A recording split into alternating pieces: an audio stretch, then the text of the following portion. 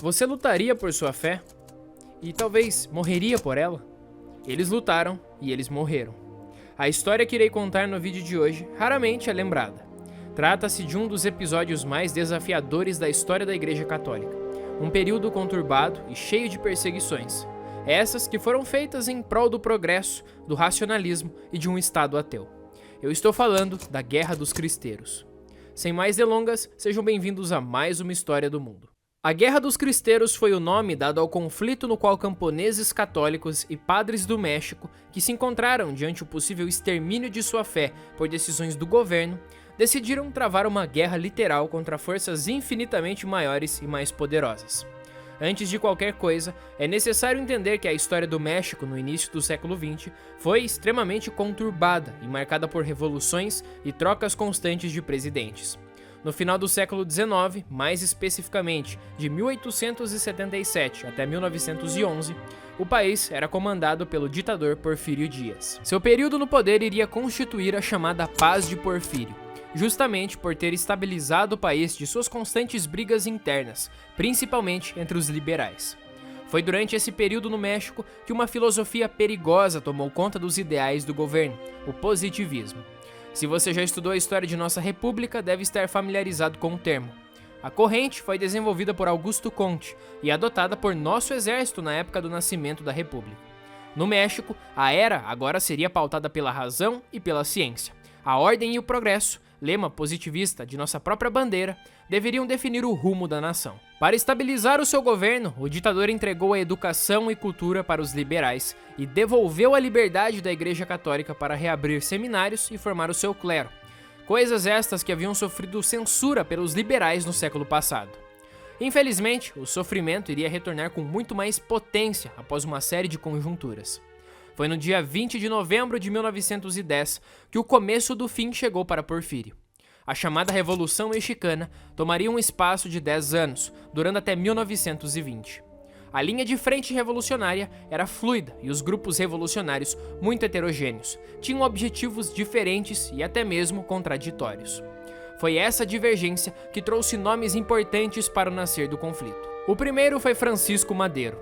Delgado, no livro A Guerra dos Cristeiros, diz que, assim, sem que um só tiro fosse disparado, um grupo insignificante de rebeldes, a mais de 2.000 quilômetros da capital, acabou com um poder de 34 anos. Essa frase diz respeito à queda de Porfírio Dias. Não houve luta nem resistência. A insurreição, que surgiu no norte do país, ganhou amplo apoio e o velho ditador simplesmente abriu mão do poder. Madero foi visto como uma possível onda de reforma para o país, e os próprios católicos o acolheram como uma ótima alternativa. Um partido católico seria formado, ainda que inútil, e a eleição ocorreria em 1911. Acontece que os ex-aliados de Porfírio Dias ainda tinham sede de poder, e acima de tudo tinham um exército à sua disposição. Foi assim que a luta pelo poder do México e sua revolução se estendeu por vários anos. A tentativa militar teria sucesso. Em 1913, Madero foi assassinado. A partir daqui, uma série de conjunturas deram início a constantes trocas no poder. Victoriano Huerta tomaria o poder por um ano, até 1914, quando renunciaria, dando lugar a um presidente temporário.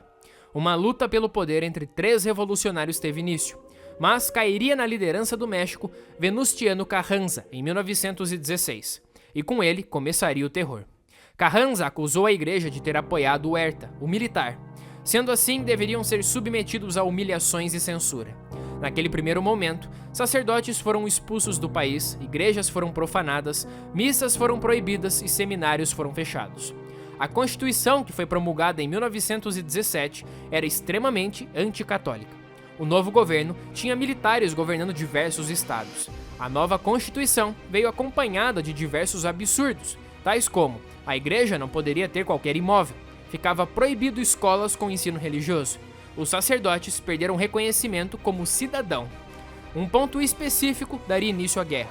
Não existiria qualquer tipo de recurso se tratando de matéria eclesiástica. Manifestações iriam estourar por parte dos católicos, que naquele momento não poderiam fazer nada. O fato é que a luta pelo poder não havia acabado. Carranza morreria fugindo dos jacobinos e assumiria a presidência o general Obregón. Foi durante este governo, pautado por um forte militarismo e consequentemente positivismo, que a Liga Anticlerical Mexicana surgiu. Deve-se lembrar, entre a elite a religião era visto como algo obscuro, um retrocesso que deveria ser apagado em lugar do prol da sociedade. Foi também durante este governo que a União dos Católicos Mexicanos e a Associação Católica da Juventude Mexicana surgiram. Ambas seriam fundamentais na guerra. O sucessor de Obregón foi Plutarco Elía Calles. Se seus antecessores tentaram atacar a fé através de leis, ele tomaria medidas muito mais diretas. A primeira tentativa foi espantosa.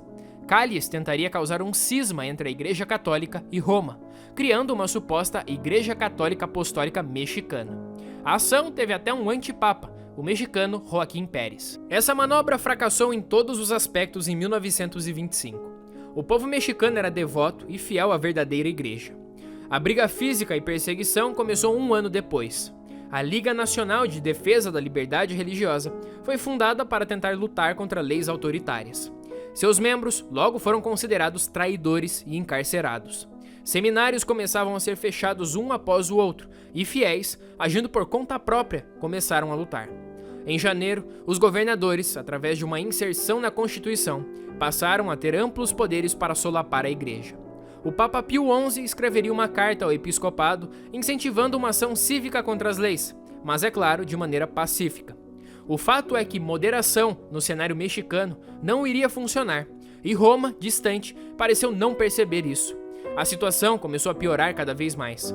Bispos que atacavam as leis autoritárias eram presos, assim como padres e fiéis. A resistência pacífica ia se desgastando e tomou um golpe decisivo com a Lei Calles, que definiu prisão e punição em uma série de artigos que estrangulavam a fé. A última tentativa de ação pacífica dos católicos foi uma completa greve. Alimentos, roupas, carros, alunos em escola. Representantes de uma parcela gigante da população, a retirada dos católicos dessas transações causou um grande descontentamento, e o governo agiu, e prisioneiros seriam fuzilados. Grupos de católicos armados começariam a surgir esporadicamente em várias regiões.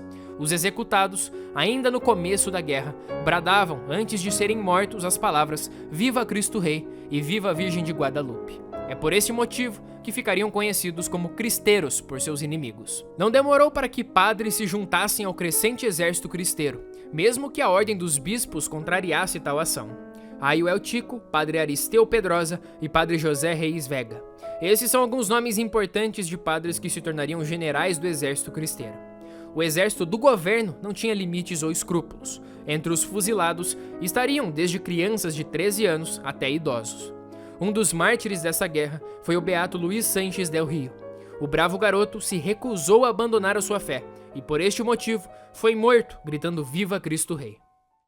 I love you.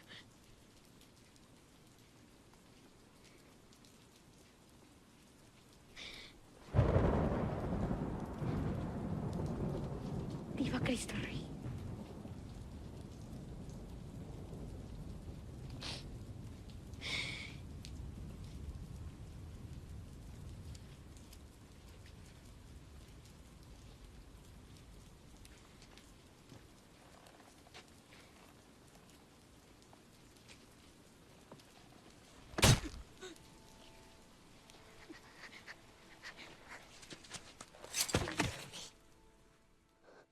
Entre o exército cristeiro, que no geral lutavam em péssimas condições com armas que conseguiam capturar dos inimigos, a fé não só se mantinha ativa, mas era justamente o que ligava o espírito do povo.